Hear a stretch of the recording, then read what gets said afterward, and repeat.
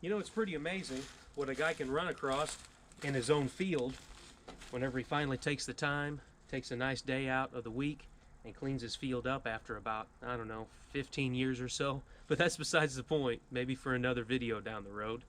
But anyways, welcome back to the garage. Or if you're new to the channel and this is the first video of mine that you've seen, welcome to the garage. My name is Zane. Today's video is going to be about finally tearing into the Project Atlas build. Now, if you're not familiar with my channel or that build, I will leave a link in the video description below of the last video that I done in this series so you can get caught up. But it's basically the attempt to build the ultimate four-wheel drive 2-ton rollback truck.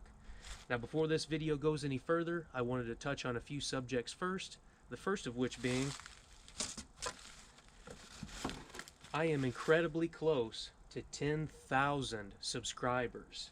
Now, I never would have guessed whenever I started putting these videos out on YouTube that anybody would want to watch them, and now I have almost 10,000 people that subscribe to me and watch these videos. All the likes, all the comments and thumbs up, people subscribing, that helps out a lot more than anybody would have guessed here on YouTube. It basically tells YouTube's algorithm that I'm doing a nice job, and I'm doing a nice job with the content. So everybody, for taking the time out of their day and doing that stuff, I cannot thank you enough from the bottom of my heart. It truly means a lot. Now, just because you help me out and do all this stuff, I really want to try to give back, and I do plan on doing a sticker giveaway very soon. Now, that sticker giveaway has a lot to do with the channels that have helped me out along the way.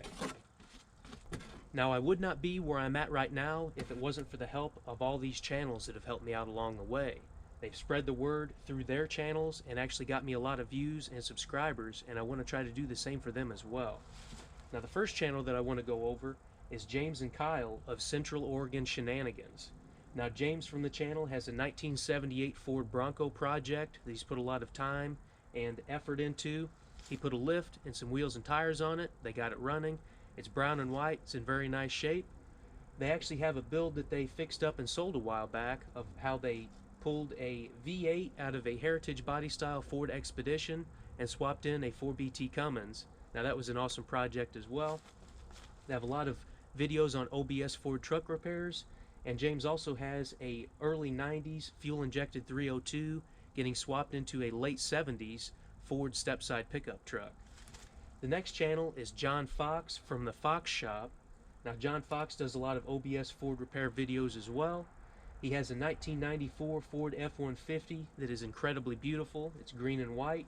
He put a lift and some wheels and tires on it and completely repainted it a few years ago. He just recently picked up a 1990 Ford F-350 four-wheel drive IDI. It's a crew cab truck, a little bit rusty, but he's planning on doing some rust repair and paint videos fairly soon on this truck. Next channel is Jason at Sparks Fire and Baling Wire. Now, Jason has fixed up and completely redone an Alice Chalmers WD-45. He's also fixed up a Bridgeport 2J mill and done some repairs on it. He's also completely redone a John Deere 185 lawn tractor. Now, Cody is the next channel at YDoc Productions. Cody has done beautiful tool restoration videos. He has fixed up and restored a 1999 Chevy Suburban. He also works on Ford OBS trucks as well, and he's actually got a beautiful 1994 Ford F-350 four-door long bed four-wheel drive truck. The next channel is Wesley at Wesley Johnson. He has a 1979 Ford F600 four-wheel drive, a lot like the yellow truck that I have. Now, he built a flatbed for it, and he's actually installed a winch on the front of it, and he plans on putting a winch behind the cab so he can actually drag stuff up onto the flatbed that he's making for this truck. He also has a 1968 Inslee H875 excavator that he's planning on doing some repairs to as well. And he has a few videos on rebuilding a Braden M6-15 PTO winch. Now, the last channel is James at Third Coast OBS. Now, James has a 1992 Ford F-150 that he done a lot of videos on replacing the head gasket on that truck. It has a 300 inline 6. Now, he has a 1993 Ford Lightning that he's tearing down to fix up, repaint, and make that truck basically look brand new again. He also has a 2013 Ford F-250 that he done a few repair videos on as well. And he's got Jack's the French Bulldog. You can't say anything about his channel without mentioning that. Now be sure to like, comment, and subscribe on these channels if you check them out and like what you see. I will leave every one of these channels linked in the video description below. Stop by, take a view. If you like what you see, go ahead and subscribe to them, and you won't be disappointed.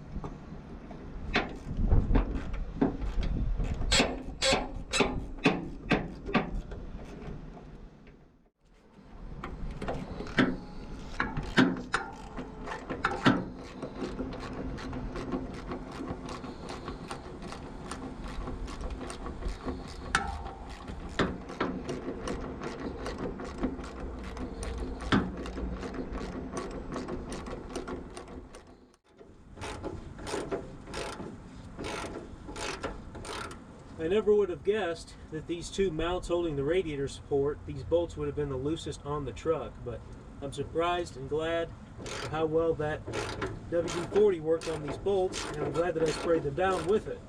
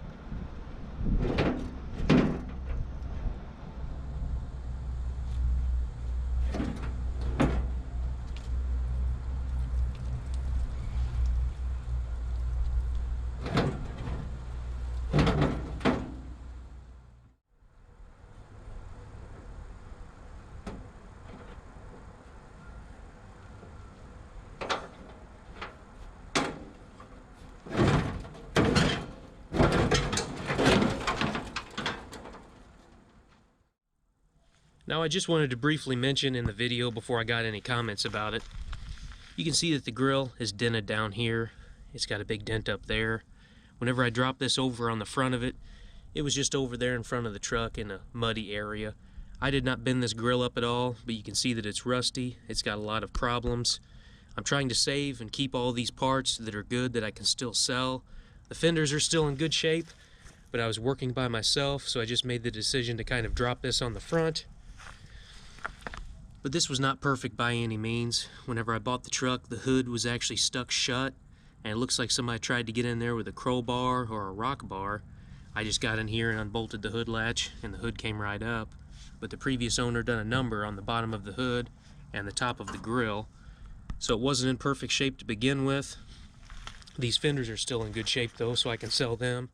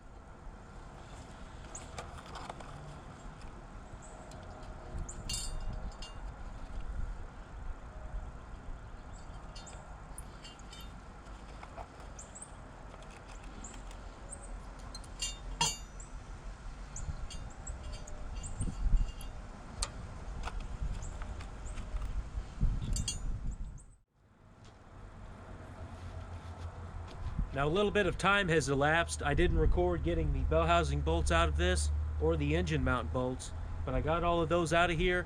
I'm trying to beat the rain that's coming in, so I'm trying to work as fast as I can. The weather's still pretty nice out here. I got my electric powered crescent wrench, and I'm going to go ahead and take the exhaust off, and I think I can basically lift this engine out with the old forklift. So I'll get to work on that, and we'll see how it goes.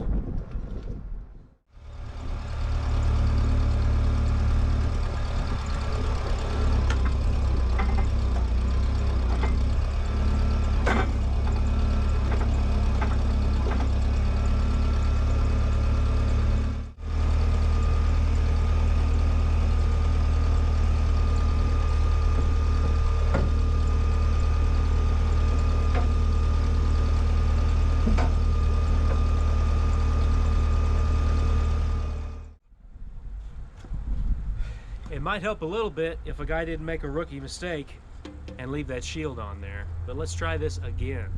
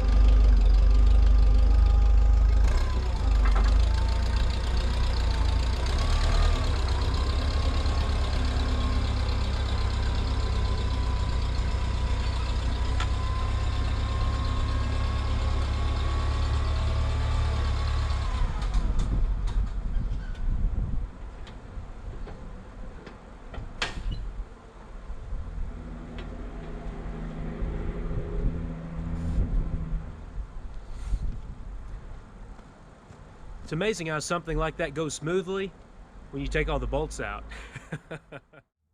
I just wanted to briefly mention, whenever I started putting this video together in the editing room, putting all the clips and stuff together, I noticed whenever I take the forklift over here and I wrap the chain around one of the forks to the engine and I start lifting it, it looks a lot worse than what it was from the footage.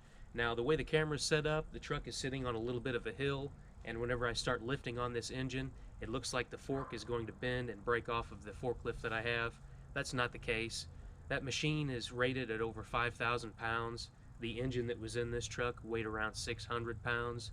Now, I know it's not ideal to lift with only one of the forks, and later on, whenever I actually moved that engine around more, once the camera was shut off, I ran a chain around both, I put a clevis in the middle, and I lifted the engine that way.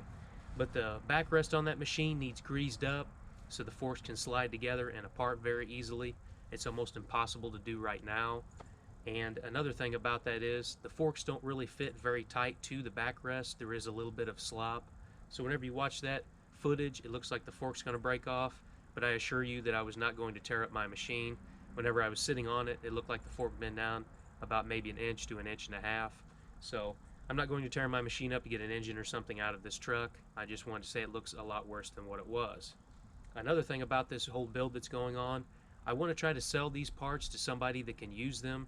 I don't want to scrap anything if I can keep from it. But I just wanted to say thank you very much for taking the time out of your day to watch my videos. It truly means a lot. If you enjoyed it, please give it a thumbs up, leave a comment or a question down below, and consider subscribing if this is the kind of content that you're into. And as always, just a friendly reminder that it doesn't matter if you're working on your project in a garage or in your driveway. What matters is that you go out there, you do the job yourself, and you learn more about your project. Whatever that project may be. Now that this video's over, how about you go outside and work on something? My name is Zane, and I'll catch you next time.